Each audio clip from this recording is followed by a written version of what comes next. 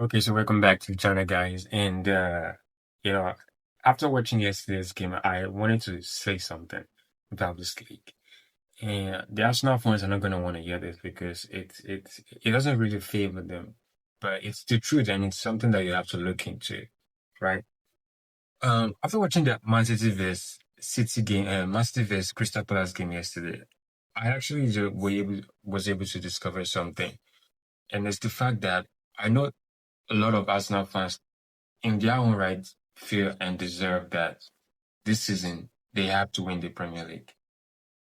And when you look at it from a very neutral point, they've been consistent. They've been second in this league for about 3 seasons in a row, and they've gone into the market and bought some really, really good players added to the squad. They have a really good, strong squad depth at the moment.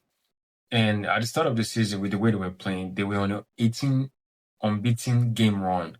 Like they were just playing so well, defending so well, conceding, you know, no goals at all, right? And a lot of people came out and were talking about how this season was their season. They had to win the Champions League or the Premier League.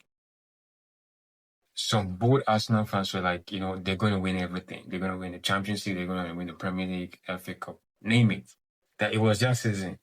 And I mean, you can't blame them. You can't fault them for saying all this, With the way they've been playing for the past 4 years, they've been playing really well. But this season just feels different with the kind of squad they have. So you would understand them. You would understand, why they say this kind of things.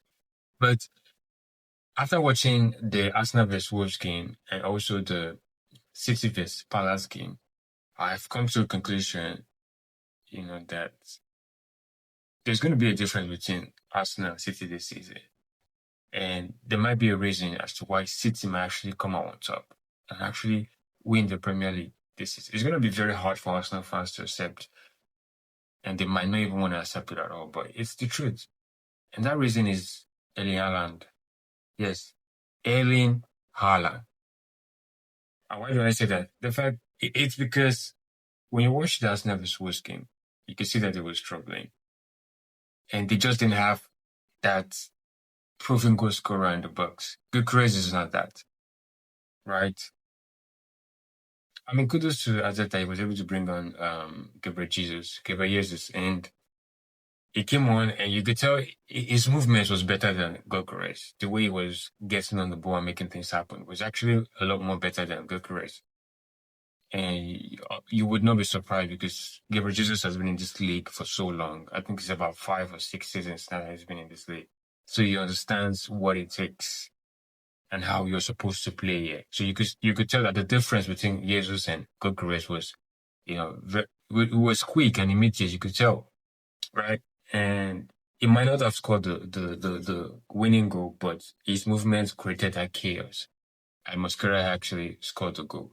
Wolves scored all 3 goals, but when you watch the game, Arsenal struggled to create chances, right, against a struggling Wolves side, which is a problem.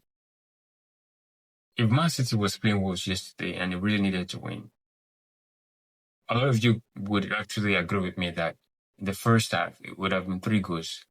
Maybe not because of the fact that Wolves were defending really well, but because of the fact that they had someone that they could create a little bit of distraction for. And maybe when that distraction is created, they can just whip in the ball and it's definitely going to score. That player is Erling Haaland. And we see what they did yesterday against Crystal Palace. Crystal Palace actually started the game very, very well, defending when they were creating chances. But all those passes, all those little movements here and there was all to create a space, just a single space. For who? Erling Haaland. And they did it. All those passes, at the end of the day, Nunes was able to whip in a very good cross. And the moment I saw that ball go into the box, I knew it was a goal. And what did Haaland do? He converted. I mean, it makes it look so easy, but it's not easy at all. I've seen so many very good strikers miss chances like that yesterday. The first goal against Crystal Palace. I've seen strikers that are very, very good miss chances like that. But that's what Haaland brings to this team. And I think he's going to be the difference between Arsenal and City this season.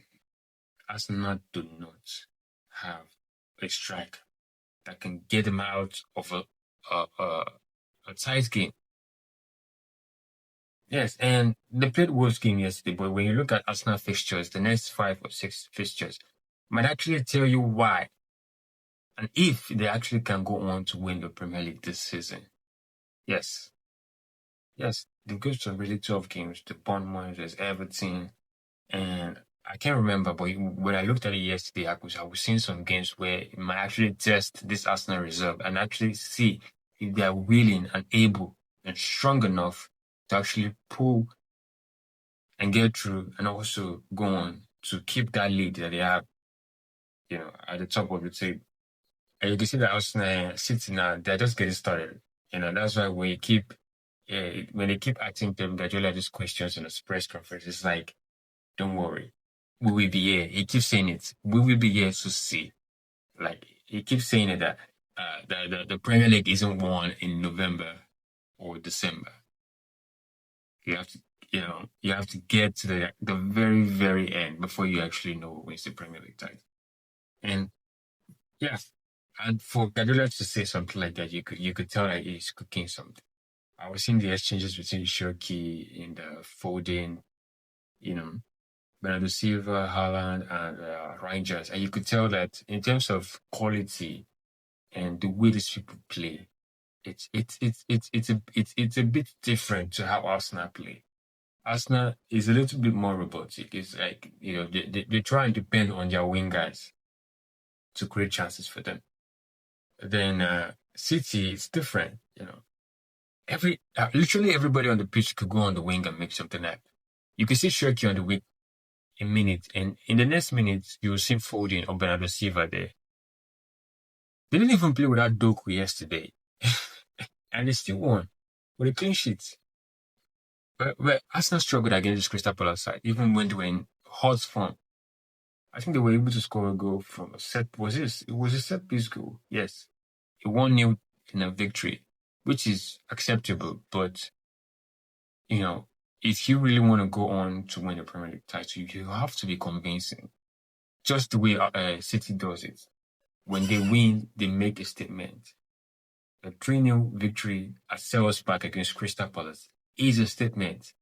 And I'm very sure Ateta will be looking at that result yesterday and say, okay, I need to do well. I need to figure something out. Right? But anyways, I wanted to get that out. And you let me know in the comment section what you think about what I've just said. And is Haaland going to be the difference between Arsenal winning the title this season and City winning the title? I definitely think that Haaland will be the difference.